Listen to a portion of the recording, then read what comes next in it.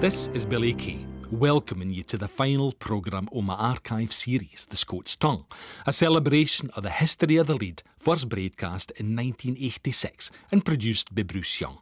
In a new programme next week, I'll spear who the mother tongue of 1.5 million Scots is doing the day. But for now, we'll look at the urban dialects of Dundee and Glasgow and find out who they were regarded back in the 80s. Freedom come all ye.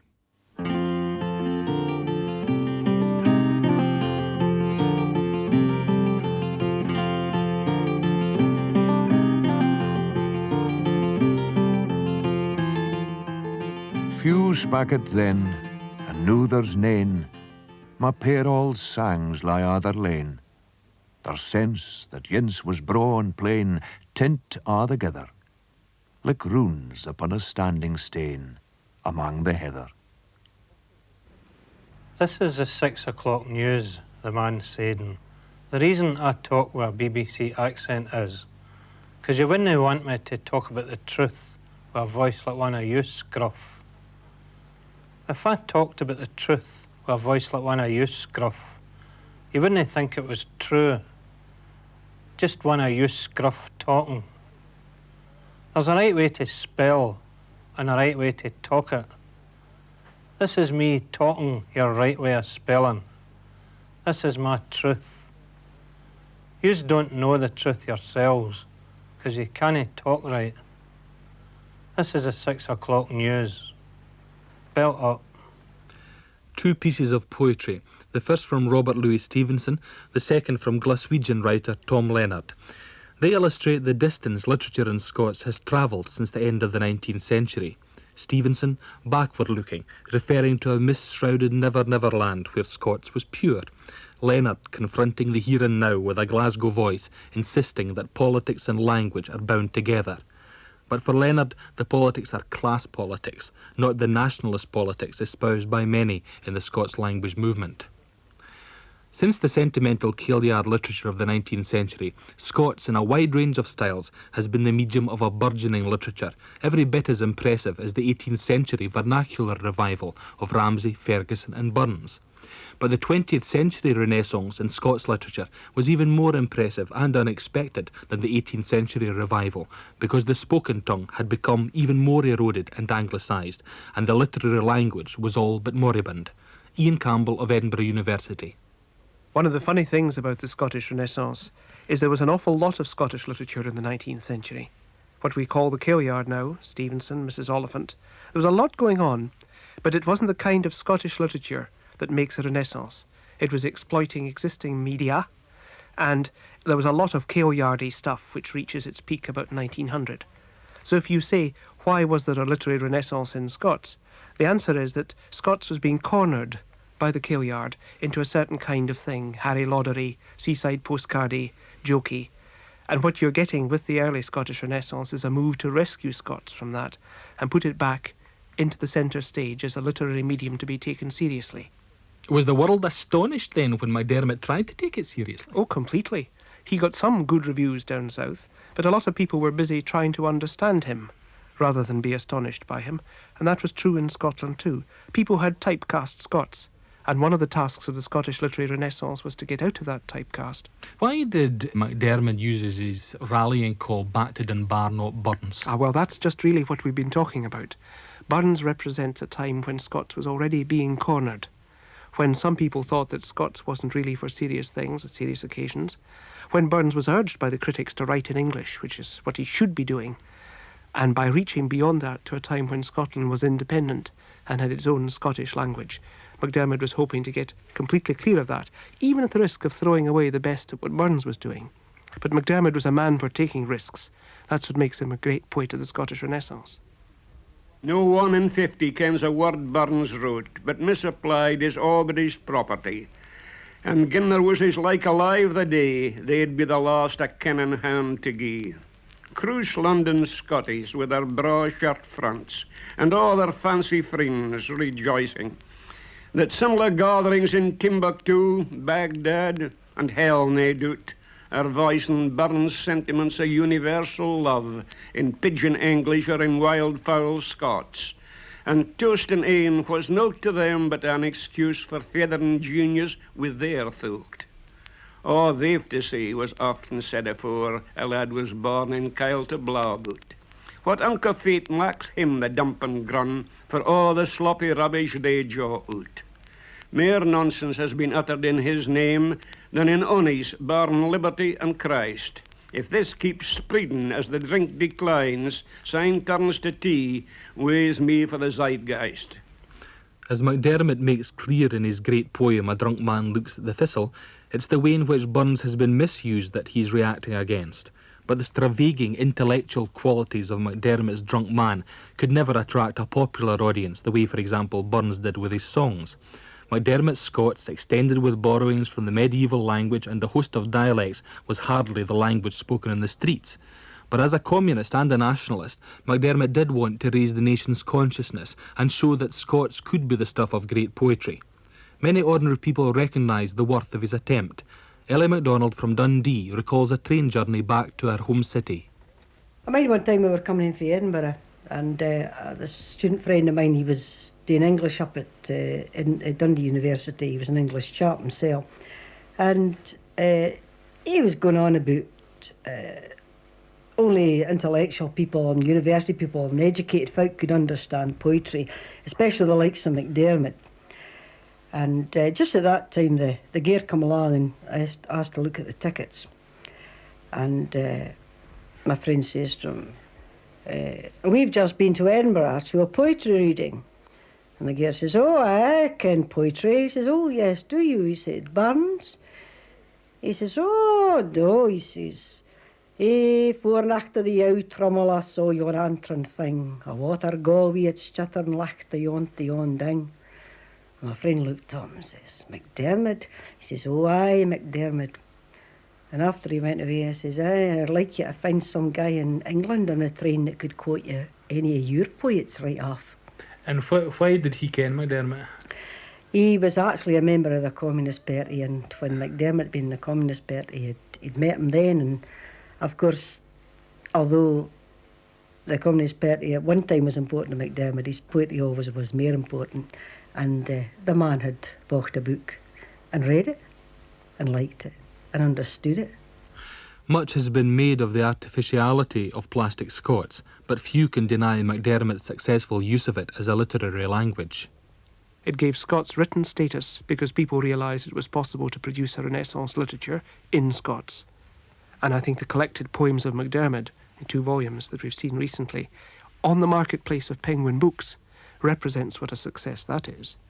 And a whole generation of younger poets produced and is still producing poetry in Scots because MacDiarmid showed it was possible to write, to be understood and to sell. Looking at the history of Scottish literature, what would Scottish literature be like if there wasn't literature written in Scots? That's a very intriguing question because I think it's too easy to assume it would be a disaster. No literature that has Edwin Muir and Lewis Grasset Gibbon on its side would have been a disaster. Well, that's a question mark to Lewis Grasset Gibbon, that fusion of the 2 languages. Yes, there. Indeed. And Lewis Grasset Gibbon was writing in Welwyn Garden City for London publishers, and almost everything he wrote can be read as English, if you want, or read as Scots. Well, you know you've got a regional intonation in your voice. Anyone from the Mearns can transform Grasset Gibbon by reading what looks like English.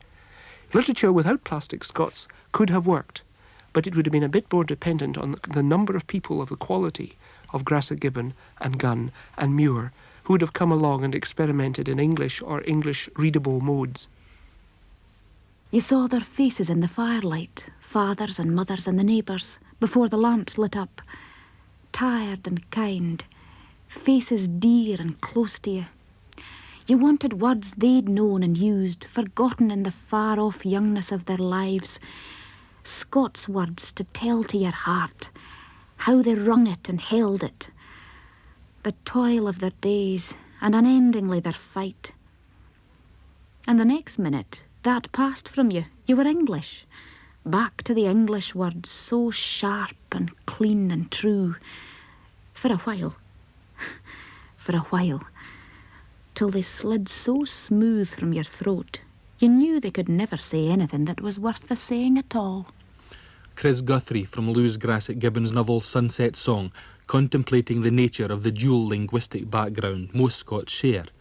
But to many people, the rich dialect of Gibbon's Mearns and the city speech of Dundee a few miles south are quite different creatures. The actual dialects aren't that different, but the associations people make when they hear them are very different. City dialects have rarely enjoyed prestige, and teachers have always despised them. Urban dialect speakers have to be quite strong to hold on to their own way of speaking. Dundee women tend to be strong enough. Despite the hardship, Ellie MacDonald and Beth Nichol both share good memories of wartime in the city. Nobody had anything, did they? No. So everybody shared everything. Yeah. And nobody ever locked their door. Do you ever mind your door being locked? No. The same key in your land fitted every door.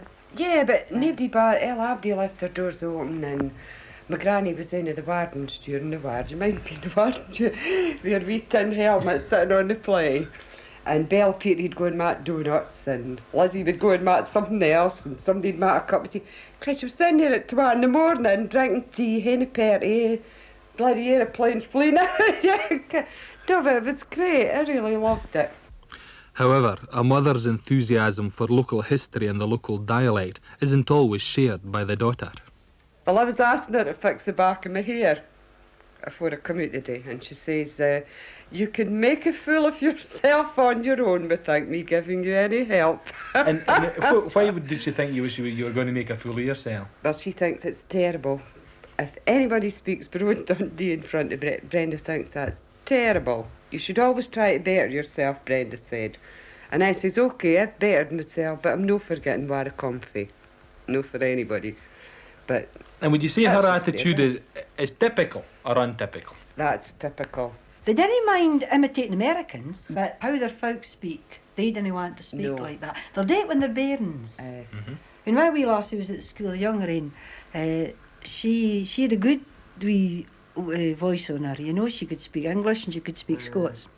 And I mind once the teacher says to her, because she was a naffy before Berkey at the school, and her teacher says to her once, Vivian, I don't know what your mother must think of you.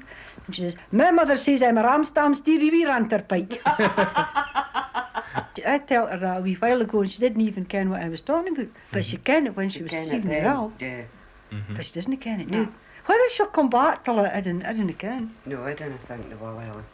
But that was marvellous. I think for a 7-year-old to be able to rattle that out, that's articulation. That's really musical. That's really saying something.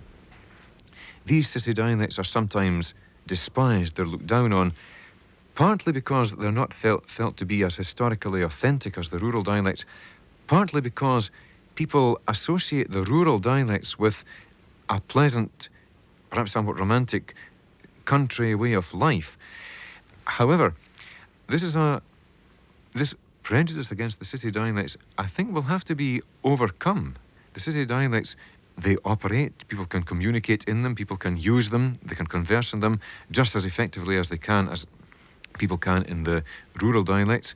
There's now, especially in Glasgow, a very vigorous tradition of writing poetry or writing dialogue for stories or for novels in the Glasgow dialect. The Glasgow dialect is becoming a very well-established feature of Scottish literature.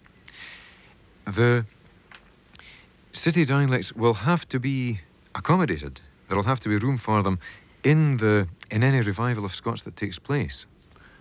Derek McClure of Aberdeen University.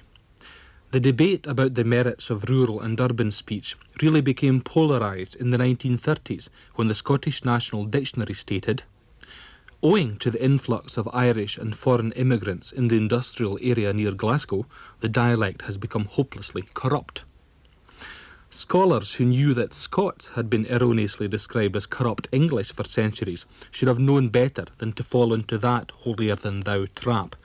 The effect of this prejudice has been to encourage many writers to react against the whole Scots language movement, taking matters to the other extreme by arguing that Scots is a thing of the rural past, irrelevant to the contemporary working class.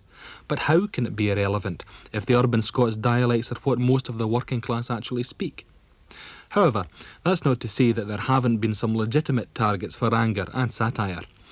MacDiarmid's success created a vogue for writing in Scots, and many who attempted to write in the Lallans, as has become known, knew nothing of Scots as a living language. John Byrne's play Writer's Cramp, for example, burlesques the Lallands period of an imaginary writer, Francis Seneca MacDiarmid, who might be said to typify the misuse of Scots as a vehicle for literature. It's an area that Tom Leonard wants to stay well clear of. There is a definite sort of kind of middle-class Scottish. It is a middle-class Scottish phenomenon for people to sort of kind of swap Scottish words like shibboleths and use them deliberately and consciously. See, I just want to stay 100 miles from that. You see that as a reverse snobbery? Even apart from all that, I've kind of reached a stage where I feel I have to safeguard my own myth, but only because I want to keep it in natural working order, you know. I don't want to turn it into a museum. So things like the letters page in The Scotsman would send you up the wall, would it? Yeah, well, I mean, I saw it about 3 months ago, and there was something about all this carry on about the word dreich. I mean, I use the word dreich naturally. But I mean, I haven't read the letters page in the Scots, but it would take me an awful long while before I'd use it naturally again. Because there'd be all these characters writing into, oh, you can't use it in that circumstance, you've got to use it in this. I mean, yes. I think that is absolutely appalling. Dŵr dricket Dormley's dimples hang round his knees in wrinklet rhyme, and all the kings grot him a boon for sick a furry woggle true. For mun clachan gates than clays and Wrigley's sklim a boon the was, Desmond grins a couthy grin for ilky pithy Wrigley's cringe. Mickey mokers and pokey nokers nick it round the knickers rind, fit gran creckles bide a ben, and gristles crack it at the groket. Thank you, Sandy. That poem was entitled Dimples, one of MacDiarmid's, alas, too rare excursions into the Lallands. Would there were more. It was first published in the Smithfield Show edition of The Lady. I mean, I really do actually have this sort of kind of image in my head. It's like as a dream where I'm lost in this huge big house and I go down this corridor. I hear voices in the door, and I open the door, and there's a circle of chairs in this big empty room, and they're all sitting arguing their case about whether or not you should have this form of Scots in the school, or whether you should have. And I shut the door, and I steal away, and then, 6 months later, something, I'll have this dream again, and I'm back in the house, and I'm going along this corridor, and I open the door, and there they are. And the thing is, I mean, I sometimes feel as if I'm now been sort of kind of slightly moan wee way semi-institutionalised it. There's now another chair at the circle, and this is a Liberal lobby, which says, okay, I think we should allow Glasgow speech and West of Scotland speech, you know, and I'm sort of, oh, wonderful, release freedom, you know. But in fact, I mean, I'd rather just close the door and leave them all to it. There's no doubt a great deal of sympathy for Tom Leonard's view that we should leave them all to it. But what happens? We leave any debate about what remains of our language to a tiny minority. All speech forms are equally valid, provided that they are actually used and understood. The problem lies in gaining wider acceptance for them. As Tom Leonard suggests, we could do with less argument on the subject, but we could also do with a wee bit more pride in the way we naturally talk. Caroline McAfee of Glasgow University feels that rural and urban speech will have to come to terms with each other sooner or later. The schools have gone about as far as they can or need to go. They have made Scotland literate in standard English, and that, to me, is the proper role of language in the education system. People should be literate in the standard variety of the language. The fact that the dialects are being eroded, though, doesn't necessarily mean that it's standard English that's replacing them, because there can be change within the dialects without it being in the direction of standard English. Mm-hmm.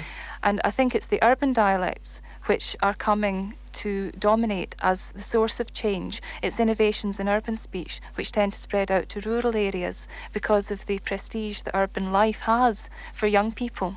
So I think what is left of traditional Scots in the urban varieties should be nurtured. It will reinforce what is left in the rural varieties. It's a wee bit like a rag to a bull. If I think that somebody's being far more English than they really are. More English than the English. Yeah. In fact, they're trying to be someone that they don't belong to, and ashamed of where they come from, ashamed not just of the way they've been, the Scots language, but ashamed of their country, which is what you're saying. And what I find awfully interesting is that even folk that seem to be awfully polite, if you use one or two Scots words, all of a sudden, they can say it back to you. You know, you'll get this lovely argument with them if they come from Anstruther. They'll say, oh, you belong Einster. Oh, yes, it's Einster. That's you know, an American woman, mind the American woman that I directed doing the Pend. Yeah, where's the Pend? And she says, Pend. I says, aye, if you live in Scotland, you'll hate to learn the language. Like Ellie MacDonald, I want people to learn the language too, but don't think for a minute that I want everyone to be a monolingual Scots speaker. No, I want to extend people's range of Scots so that they can be truly bilingual, to have a choice of language to fit any situation, to have two world pictures instead of one. I'm delighted to have English, to be able to communicate with a world where English is the dominant language. But Scots and Gaelic aren't the only tongues that suffer because of the influence of English. Every nation in the world is conscious of the threat from English domination, especially our old allies across the Channel, the French. The countries which feel most secure are countries where an ability to speak several languages is the norm, countries like Switzerland, Sweden or Belgium. Tragically, we've been thrilled to a country which has acknowledged only one language for centuries, refusing any status to the separate languages and dialects within its borders. Ian Campbell relates the Scots situation to other European countries. There are analogous pressures, but they're different pressures. If you speak Swiss German and you're close to Germany, you've got a much bigger language, internationally recognised, and yours is regarded pretty well as an unintelligible dialect, so there is a pressure against it. If you speak a patois form of French in Switzerland or in Belgium, then you'll probably be patronised on the international market. There's a pressure against it. It's a different kind of pressure. But there isn't the same pressure within those countries. In Swiss German, for example, in Switzerland, there's not the same pressure, is there? It's more unconscious. People there tend to acquire more languages, and that, I think, is significant. Because here you speak Scots, you speak English, and that's probably as far as it goes. In Switzerland, an awful lot of people will have High German as well as their own German, as well as French, and it's taken totally naturally and unconsciously. Here, I think we'd have to change our way of thinking quite considerably. About language in general. Get back to the stage that Dunbar and Henderson lived in, where to be able to speak Scots and English and Latin and French was quite normal. Those days, I'm afraid, are not just round the corner. Scotland as a multilingual community still has a long way to go. Yet despite the neglect Scots has suffered in the media and in education, Derek McClure feels that there are grounds for optimism. There certainly is progress being made. There's recent things like the Concise Scots Dictionary, which has proved to be a bestseller. There's Lorimer's translation of the New Testament, that beautiful translation of the New Testament into Scots, which also has been a bestseller. The success of these things shows that there is quite a strong popular interest in Scots. The question is whether this can ever become more than just a kind of hobby. An awful lot of people enjoy reading Scots or studying Scots, but the question whether we can make the quantum leap from having it generally accepted as a recreation, as an interest, to having it accepted as the national language of Scotland, that is going to be the big test. There's an old Scots proverb that goes, "Scartin and bitin is Scots folks wooing." And the language debate in Scotland has produced a lot of scartin and bitin, with every shade of opinion presuming they are right. You have English speakers and Scots speakers, Gaels versus Lowlanders, Lowlands writers versus Glasgow writers, speakers of one dialect denigrating another one, all fechting among themselves when they should all be after the same thing, the acceptance and promotion of every aspect of the indigenous culture of one of the oldest nations in Europe. The Scots language is the key to so much of this heritage that unless we begin to value it, the erosion will continue apace and we'll cease to be able to read our own literature and understand our own history. I've got this horror of imagining choirs singing Burns songs as a foreign language in the Scotland of the future. But for now, there's no muckle danger of that, because for a good wheen of Scots, the Lowland tongue is the language that belongs completely to them. What we need now is to combine the beauty of the classical Scots MacDiarmid revived, the radicalism of the urban Scots writers, and most importantly, an international perspective on Scotland's place in the world. And that's all broke together in Hamish Henderson's anthem, The Freedom Come All Ye.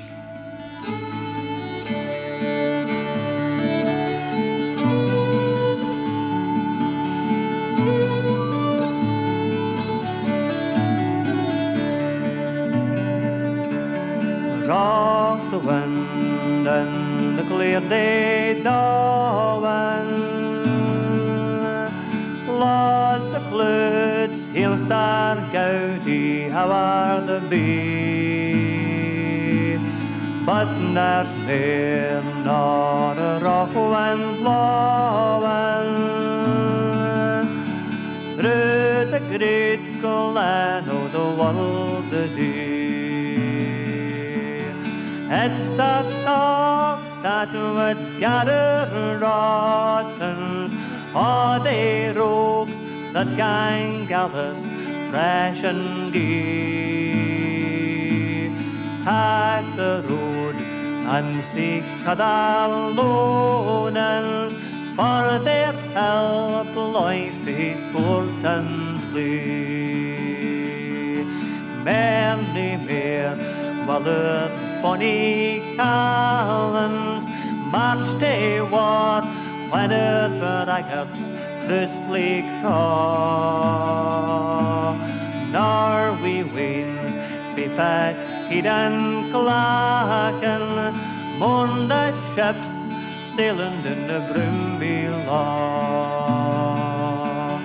Broken families and lands we carried, welcome Scotland, the bravely weary mere.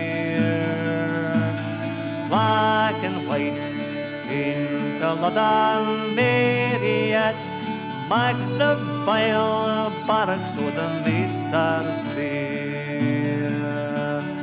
So come all ye that came with freedom, never heed what the hoodies croak for doom.